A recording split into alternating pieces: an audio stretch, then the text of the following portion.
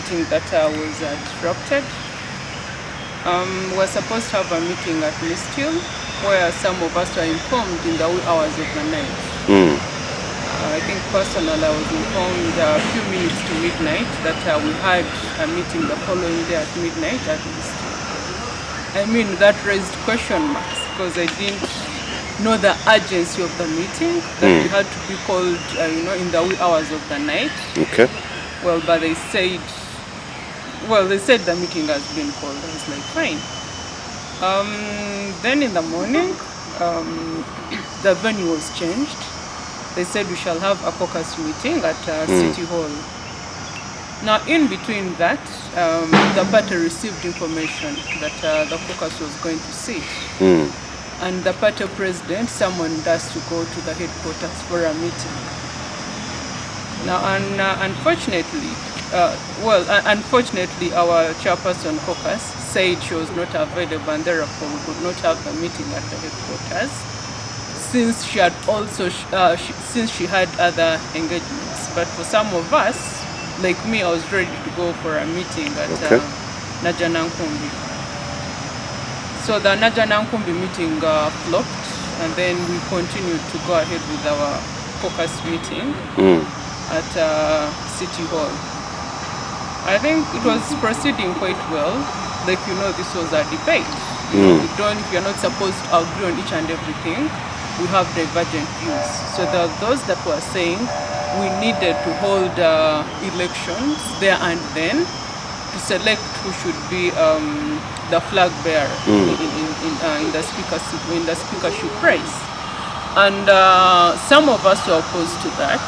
Personally, I was opposed to that because I said it's us, the very councillors who had passed a resolution on Monday. I don't know if you're in the Monday meeting. We told the Lord Mayor, we requested the Lord Mayor to write to our different political affiliations to inform them about the ongoing speaker vacancies at KCCA. So I told them, let's do the right thing, because we all support FDC. We all know FDC is a party that believes in democracy. That is why we are called Forum for Democratic Change. Well, unfortunately, we seemed not to agree. So in between that debate, we were attacked. I mean, some people came in the meeting and the meeting was disrupted. I was personally attacked. Well, there was a lot of commotion, and it's quite unfortunate that some of my colleagues have turned against me. I don't know if it's one of their campaign strategies to tarnish my name. They seem to say that I am the one who mobilized these guys to come to the meeting, which is really very unfortunate, which I will not take in. I don't think they're doing that in good faith. Okay. And I hope they find it within their hearts to withdraw those statements, because after this election, we shall go back to being councillors. We shall still remain FDC, and my wish is that we remain as one Uganda, one people. So it's very unfortunate that some of the colleagues have decided to tag that unfortunate incident on me. Yes, but remember, some of those that came to disrupt the meeting were saying, how can the party summon you and you fail to turn up to Nyajura and then you sit here? I am one of those that didn't go to Nyajura. So if they come to attack and that was their message, then there is no way that excludes me. I was also among those that were attacked. There are allegations that you are part of those people who plotted the attack against other councillors or against other members of the council. How true is that in Doreen? Well, whoever is saying that is out of order. Whoever is talking of that should sit down and reflect, because I don't know if I ask that person to bring evidence. I doubt that person can find any evidence. Yes. There are still some claims and allegations that, of course, no, after. But let me ask ask, if anything, am I that stupid not understand that if outsiders come and beat councillors who are voters would have a negative impact on my own race? Would I really be that dense not to understand that if these councillors are beaten, I am the one who is going to lose? So let my colleagues also look at things critically. I call upon them to reason objectively. Let them reason objectively, because I find their statements very unfortunate and lacking. They say that you, as Doreen, you're backed by the Lord Mayor, Elias Lukwago, and others, being that they are in 2016, they came as FDC members, but right now they are siding with the People Power movement. And now they feel that, of course, you mobilized other people to come and attack them, like during that meeting, which was held at the City Hall. How far is that? And that I don't know, you're mixing two things. What exactly do you want me to respond to? First and foremost, I've already responded to the bit of attacking, so I don't know what the question is now. First and foremost, they claim that you being supported or backed by the Lord Mayor, that's an allegation. First, let's clear that. On this post, are you really backed by the Lord Mayor or the post of the Speakership? Where did you get that from? These people who were attacked, they claim, including Kawalia Abubeka, claims that for him being now behind the People Power movement, and you seem not to side with that, they feel that you plotted this since you are backed by the Lord Mayor. So is he saying that because I am backed by the Lord Mayor, that is why he was attacked? And he feels there is conflict of interest here. I don't seem to understand that. What I know, the Lord Mayor is a senior leader. If for one reason or another he thinks I'm the right person to occupy that seat, I honestly don't think it is out of bad faith. I don't think it would be out of bad faith. As far as I'm concerned, the Lord Mayor wishes the authority well. As far as I'm concerned, the Lord Mayor wishes the entire opposition well. I've seen the Lord Mayor running up and down, to help the People Power forces. I've seen the Lord Mayor equally do the same, for people's government. I've seen him do the same for all Ugandans, that have been mistreated in one way or another. So to me, that allegation does not really make sense. If the Lord Mayor is backing me, then it shows he knows that I can deliver. To me, that is a vote of confidence. Yes, because I have worked with him. He has worked with all of us. Probably he knows our strengths and weaknesses. Like, why do you think these allegations actually they are plotted against you? What's behind this? Well, I think this is politics. Unfortunately, some of us do not believe in that kind of politics. We believe in politics where we can sit and debate. We believe in politics where we can dialogue. We believe in politics that has a very clear process. We believe in politics with a clear system. So I don't really want to reduce myself, to discussing individuals, pointing a finger at so and so, because that is what they are doing to my candidature. And I really do not want to drag myself into that, because it's unfortunate. I don't believe in that. They have said a lot of things. They have tagged my name to very dirty things, and now they are crying victim. So it's unfortunate. Probably they have the answer, but personally, I think it's because they want to win this election by hook or crook. But I am not in this election to win by hook or crook, because I understand that in any democratic process there must be a winner and a loser.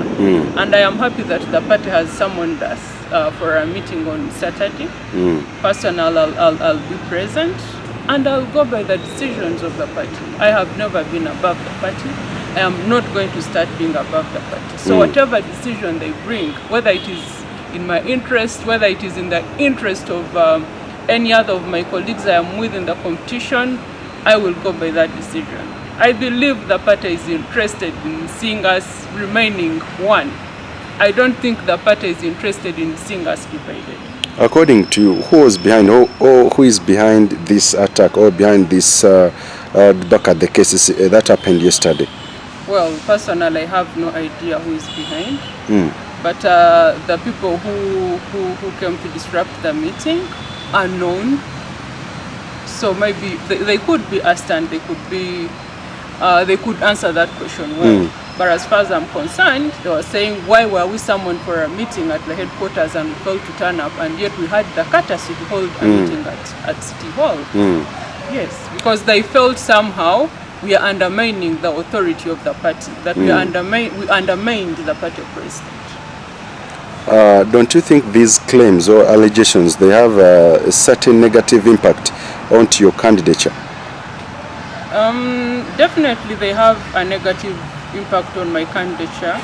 But I mean, what do? They have decided to take that direction. The only thing I'll do is to stand strong, remain with my principles that I've always believed in, issues to do with law, issues to do with accountability, issues to do with the transparency. If I am going to go down, I'll go down with my principles intact. Yes. Now, what next when it comes to such allegations? What are you going to do as Doreen Nyajura? We know there are some contenders actually for that seat still. There's actually some of them, they are putting up these claims. What next, or what move do you have now?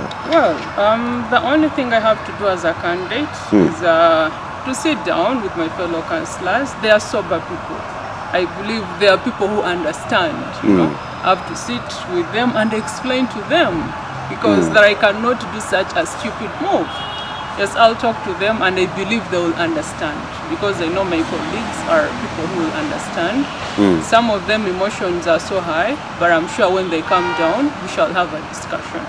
I will have a discussion with most of them. I've already started having engagement with some of them, trying to analyze what transpired yesterday. Because honestly, I don't think I hate myself that much that I would mobilize against myself. Yes, any reasonable person can really see that what happened today cannot be something that was plotted by myself, because it clearly works against my candidature. Okay. What's so special about this position? You're talking about Doreen, actually the person we've been actually following as the media. What's so special about this position when it comes to you as Doreen? Well, we need to first of all analyze why this position has been created, and why it was scrapped off in the first place. Because in the first place we had a speaker. True. In the first place we didn't have councillors representing professional bodies. But I think this was a way of trying to weaken the person of the Lord Mayor, the person of the Lord Mayor, because that is what the system has been on to for a very long time. When they wanted to increase NRM numbers, they created positions for those representing professional bodies. Now, fortunately, the colleagues that we have currently representing professional bodies are very objective Ugandans. They are very objective individuals. Now they see that they may not be able to move the agenda of the regime, the agenda of the state forward. And now they are saying they no longer need those representing professional bodies, and the excuse they are giving is that KCC already has professionals in engineering, law and all that. I mean, what has changed? I don't know if you're getting my point. I get. Nothing has changed. It's because they change goalposts whenever it fits them. They keep and you know, they do these things in a rush because there is something they're targeting. They think they will weaken the person of the Lord Mayor, and they run, you know, forth and backward. So now this time around, because they saw the Lord Mayor still had authority during authority, the Lord Mayor still had powers when presiding over authority meetings. The Lord Mayor could really be in charge of these authority meetings, and now they also want to take away those powers from him. And personally, whenever some I see that something is unfair, I move forward, I step in and take leadership. And that has been known of me. That has been my trademark. That when I see something is unfair, then I step in to fight that unfairness. That has been known of me. Even when they were impeaching the Lord Mayor the other time, I was never a councillor, but I said no. What is taking place at City Hall is unfair. And I moved forward and demonstrated against the impeachment of the Lord Mayor. So personally, that is one of the reasons why I need to come in, because I see there's some sort of unfairness that is going to be created. But also I believe I have what it takes. I have been in leadership my entire life. I have held senior positions even at my tender age. And I believe this is a position that I can also occupy. This is a position that I can drive. This is a position that I can use to help the opposition remain intact in Kampala. This is a position that I can use to fight for the Kampala people, because they also have very many things they expect of us. We have the property rates, we still have a challenge of solid waste management. So I believe I can take charge of this situation. Okay, speaking of course, the opposition is staying intact in Kampala. Like, just going back briefly about this attack, do you feel like this attack was in some way or the other stage managed? Because at times there have been claims by the opposition that at times the ruling government stage manages things to actually show that you, the opposition, actually you're bickering in some way or the other. I don't want to make assumptions. I don't want to make assumptions about that. So I will not comment about that. I don't want to make assumptions. I've already condemned what happened yesterday. It was unfortunate. But I know people expect us to come out of this when we are divided. I'm a bit confident that we shall come out of this even more stronger. Okay. This is not the first storm we have encountered. This is not the first storm that we have overcome. This is a small storm. I mean, we have fought big storms. We have fought big battles. This is a smaller battle. Yes. How can this battle be solved, Doreen? Well, like I've already told you, the party has summoned us. So the party is going to sit us down and we shall negotiate the way forward. Okay. And I am happy that the party I so much believe in has summoned us to sit down and forge our way forward. I believe when we listen to the party, we shall have a conclusion about this. Some people are still worried about the creation of this position, the speakership. Do you think there are some impacts this has to the people of Kampala, the creation of this position? What do you mean? Could there be, because we've heard some voices from the ground, from these people, on the ground of the Kampala people, they feel that this goes ahead to weaken the Lord Mayor in one way or the other. Yes, some of them may be ignorant about the creation of this position. Do you think there are any impacts this has to your position? Only weaken the Lord Mayor. That was the intention. Personally, I don't think really that amendment was brought in good faith, because as councillors we have not been having any problems whatsoever with the Lord Mayor presiding over the authority meetings. And none of us has complained that we are not happy with the way we have been proceeding. Well, they have now created a position, and more of the taxpayers' money is actually going to be spent. True. With the Lord Mayor presiding over authority meetings, we're actually saving some of the taxpayers' money. But now that the position has come, agreements with it, it is there, and we have to take up these positions. The Lord Mayor will only be fought. The Lord Mayor will only be overpowered if we put in that position a person who does not understand the struggle, a person who does not understand the agenda behind the creation of this position. Okay. Of what importance does this have to the forthcoming election, that is in 2021? Could there be any impacts on this election, this position? Wow, that is a tricky one. You're turning me into, they call them what, fortune tellers?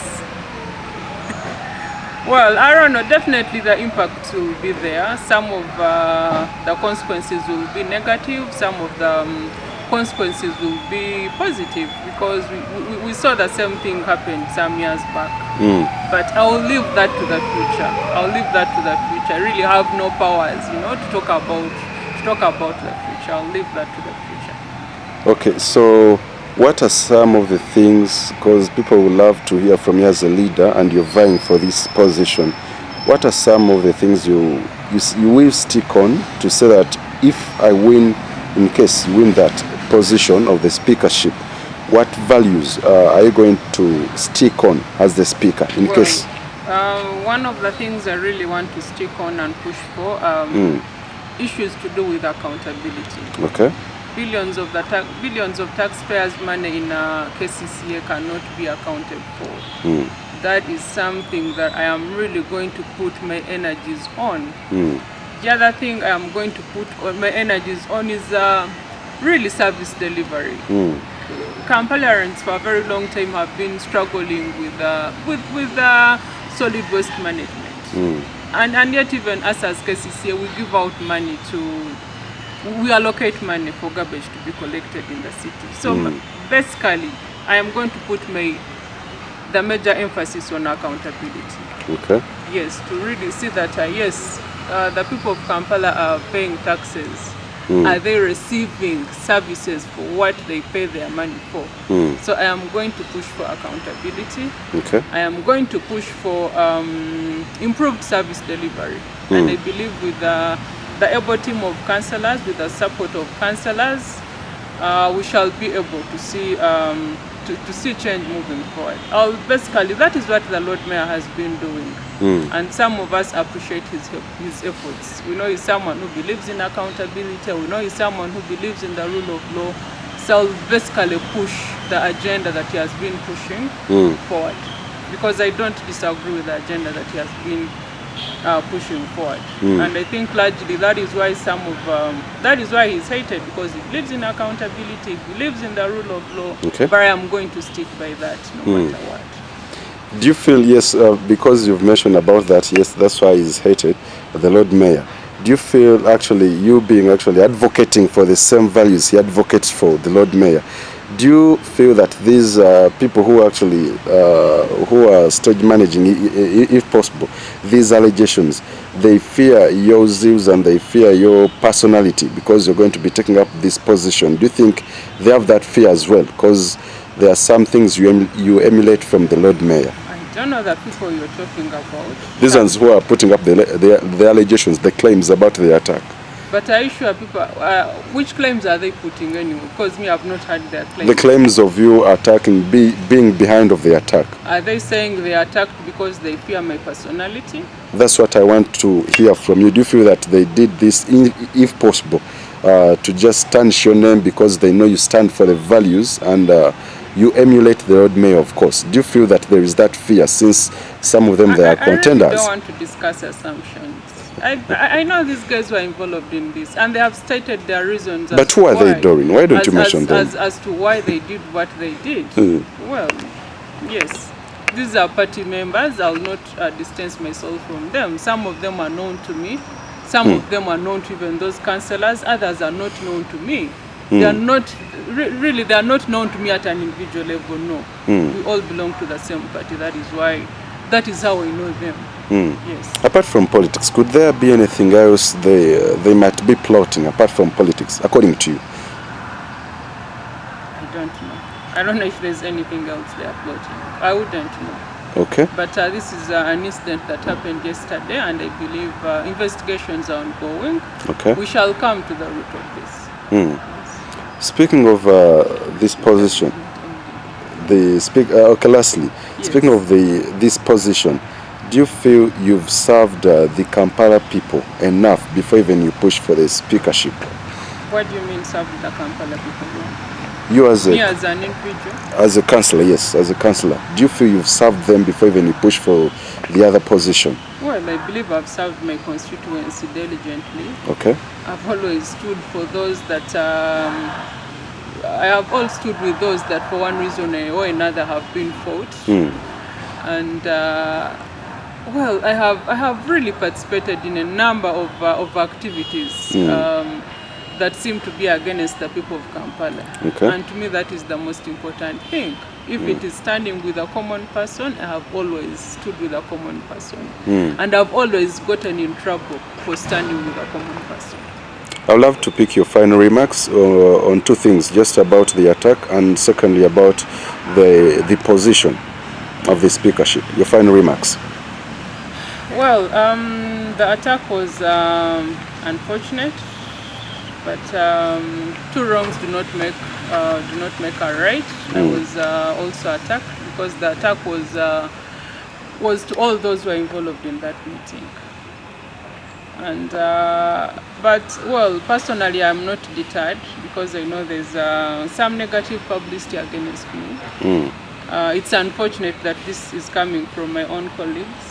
It's unfortunate that they seem to be tagging me to the unfortunate incident of yesterday. And I don't know how they look at things, because honestly speaking, if I am in the race, how again do I work against myself by bringing people to attack those that are supposed to vote for me? So I would like to request my honorable colleagues, my fellow colleagues, to calm down and try to analyze critically the incident of yesterday. Okay. Yes, it's very unfortunate that anyone could tag that on me. This is a campaign. Let us not reduce this campaign to personalities. Let us not reduce this campaign to fights. I do not support that. I mean, even after this campaign, life has to continue. The struggle has to go on. At the end of the day, we shall continue being leaders. We shall continue being colleagues. The speakership race, campaigns are ongoing.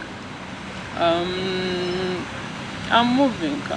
I'm talking to my fellow colleagues, and I am confident, regardless of what happened yesterday. Those that have been able to listen to me, they understand that it's not possible for me to be behind what happened yesterday. So I am happy that the party has summoned us for a meeting on Saturday. We shall be there. Okay. Because, I mean, this is our party. This party loves all of us. I don't think the party has the powers to dictate, because we are talking about a party called Forum for Democratic Change, a party that believes in democracy, a party that believes in institutions and systems.